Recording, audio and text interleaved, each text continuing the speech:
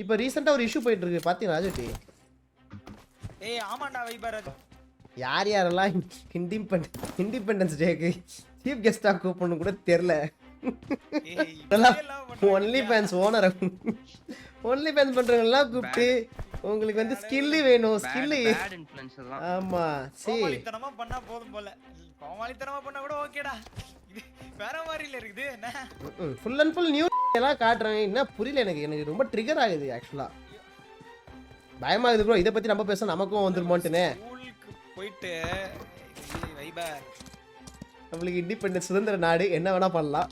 என்ன புரியல எனக்கு என்ன வேணா பண்ணலாம்னா அவுத்து போட்டு ஆணையில உட்காந்துப்பேன். நான் அது சின்ன பசங்க அதை காமிச்சிருப்பேன். என்னடா டேய் புரியல எனக்கு.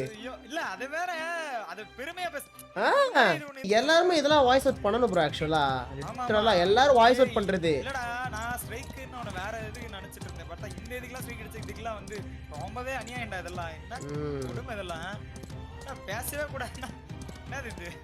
எல்லாரும் இப்படி இதுக்கே பயந்து உட்காந்துட்டாங்கன்னா என்ன பண்ண முடியும்? அது விஷயம் வந்து ஒரு எல்லாரையும் வந்து எஜுகேட் பண்ற இடமே அதுதான். எக்ஸாக்ட்லி அதேதான். அந்த இடமே வந்து இப்படி இருந்துச்சுன்னா அடுத்த நெக்ஸ்ட் ஜெனரேஷன் என்னத்துக்கு ஆகிறது?